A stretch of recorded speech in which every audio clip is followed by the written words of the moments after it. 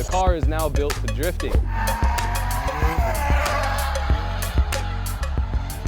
We do have about 3 videos coming up that's going to be an in-depth how I did it for everything. Good afternoon from Okinawa, Japan, home of Okisubis. We have a few new episodes or new videos coming up for the Legacy. And we are going to rear-wheel drive swap. Oh no! Before you get all the crazy, don't do it, you ruined the Subaru and comments and whatnot. One, we will be keeping the 6-speed DCCD setup with the front LSD separately.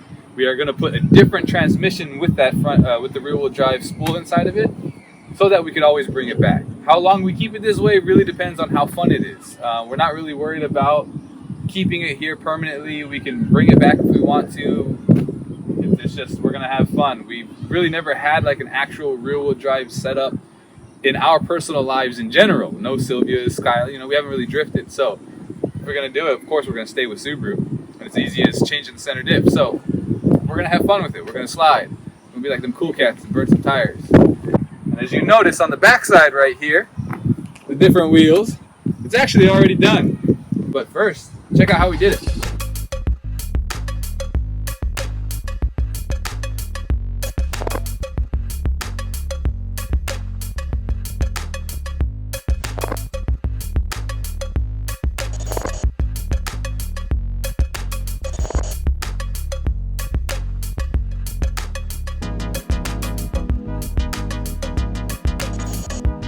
So step number 1 of rear-wheel drive swapping the Legacy. We have a Type RA 6-speed. See if I can get in there. It's on its side right there. And we have a Watanabe Center Dif that is going to convert it to rear-wheel drive. So here's the transmission. I just took off the transmission cross member. Yeah, I got a little transmission fluid on there. Thought it was empty.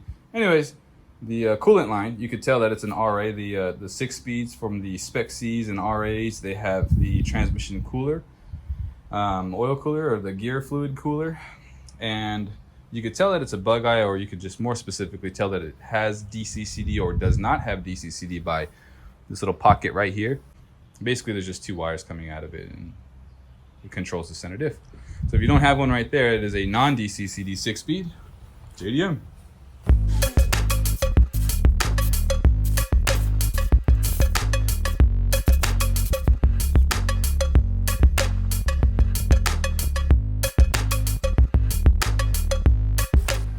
Pop the 2 pins out. After you pop the 2 pins out,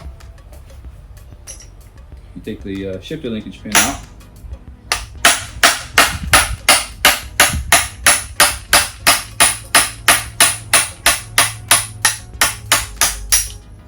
And then you take off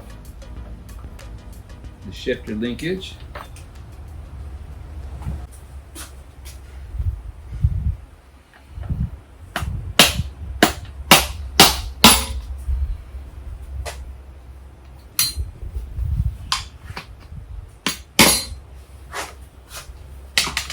Just break it loose because it's got some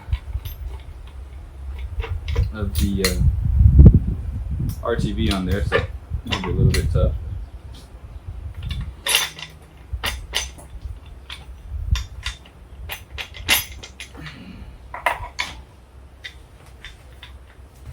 That's the rear end of the transfer case.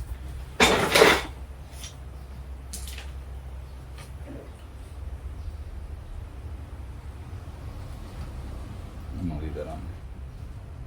These little pieces right here will actually fall off. So when you slide it on there, you're gonna have to put these 2 back on, but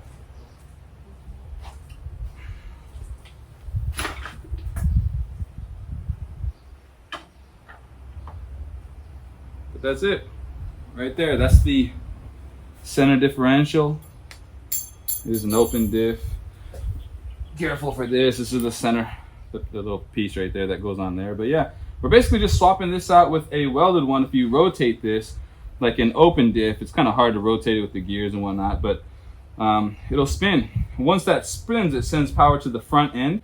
But with this being a solid piece, it just takes the power and goes directly back to the rear wheels. So just switching this out is all you need to do to do a rear wheel drive conversion. Some guys will take them apart, or they'll just actually weld the actual inside. All right, so this is the Center Dif. See if you can see that. Yeah, there you go. Center Dif.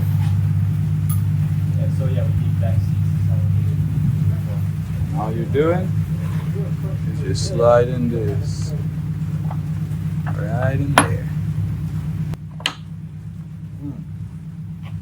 So now, all the power from the center will go straight towards the back.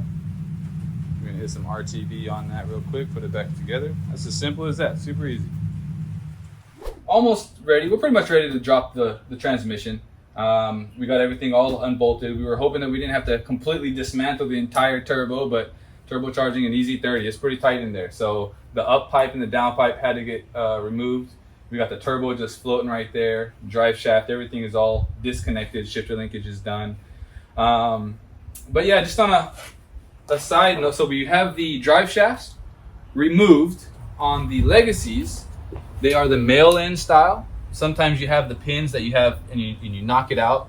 The reason why I wanted to use a bug-eye transmission is because it's the pin-out style. So I don't have to like cut these and keep these pieces in the transmission to prevent gear oil from leaking the transmission. Like I'll be able to run the transmission just like that. And then what I'll do is we'll take these back ends off, and then we'll plug it up into the front hubs so your bearings don't fall apart, and then put it all back together, and it should be pretty straightforward. All right, conquered this bad boy. As you can see, we don't have a lift or anything like that, so if we can do it, you can do it. But yeah, we just dropped the whole transmission in itself. We'll get ready to slide this one in there. Again, the stinking mail axles of the transmission started leaking fluid, so we had to slide them in there, so be careful with that. If you have this style, if you're doing it to a Legacy, if you're doing it to one that already has the mail transmission side, you're okay. Yeah, you gotta jack it up pretty high. But yeah, it's out. Let's slide this other 6-speed in there and do some burnouts and see what breaks first. So round 1 of the test of the rear-wheel drive EZ30 Turbo Legacy. Long title. So we do still have the R160 to R180 hybrid axles. So we have an R180 diff, 6-speed. So those shouldn't be a problem. Our biggest worry is going to be the drive shafts, right? Will the hybrid setups survive the torque, basically?